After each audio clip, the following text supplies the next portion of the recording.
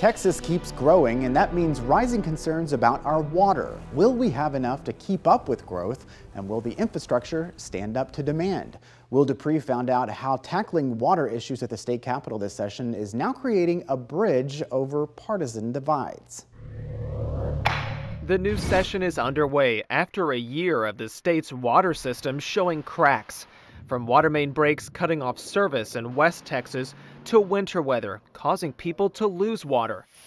The state's water infrastructure could use some updates, especially with Texas seeing more droughts. Now at least 67 state representatives say they'll commit to making that a priority. Water is as important to a Republican, a Democrat, and an independent. State Representative Tracy King is leading the first ever House Water Caucus. Well, I want people to understand that the legislature in the state of Texas takes water needs very, very seriously. The group brings together an almost equal number of Democrats and Republicans, like Representative Cody Harris. We've got to make sure that we do everything we can to plan ahead to make sure that the future generations have enough water supply and water security down the road. Throughout the session, the Texas Water Foundation will help get the caucus up to speed on water policy. Particularly in a session where we have a budget surplus and there are going to be a number of competing priorities, we want to make sure that there are legislators who really recognize and appreciate the critical investment needs that are available for water security,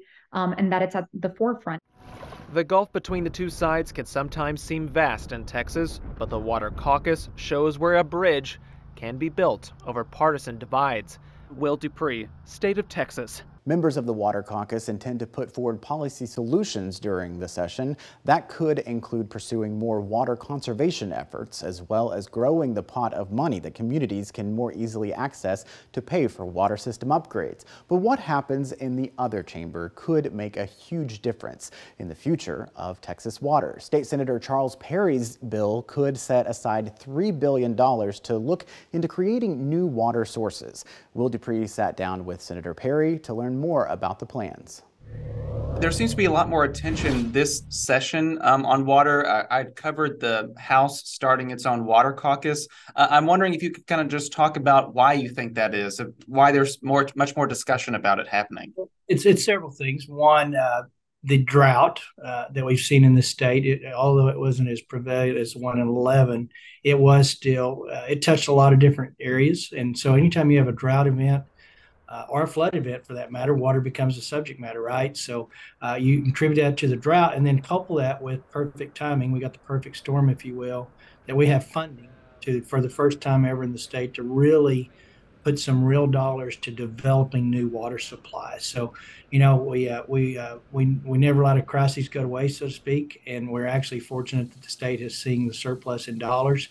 And this is an infrastructure session for me. I believe that when you have these opportunities to jumpstart, start, or actually expand, as we've done our flood planning monies, our flood monies, you don't miss the opportunity. You filed SB 837 to create this Water for Texas Fund. I had read through the bill, but if you could kind of go through and explain what your thinking is behind creating this and what your hope is with the legislation. Sure. SB 837, which will be SB 28, because it is one of the top 30 priorities of the Lieutenant Governor now. The intent is two things. It's a $3 billion ask. The fund is broken down into two pots of money. $2 billion would go to small connects for public water supplies, 3,000 under, something like that. Because right now, our leaky pipes in the state lose about 136 billion gallons of water a year. So that's just low-hanging fruit. That's just keeping what we got longer. The other pot of money is what I just described was we have to pursue new development opportunities. And those come through in the form of today's existing technologies of desal for the most part. We're not going to be able to complete the reservoirs we have in a lot of areas. We're not going to probably get to build out more reservoirs, but reservoirs still take a source of river or rain and other components. This is water that exists today that we just not developed. This fund will incentivize private sector partnerships to go out and develop the brackish, the produced water, and the marine through the desal technology. You heard Senator Perry mention that this legislation is among Lieutenant Governor Dan Patrick's priorities for the session. It was 28th on his list of the top 30 most important items.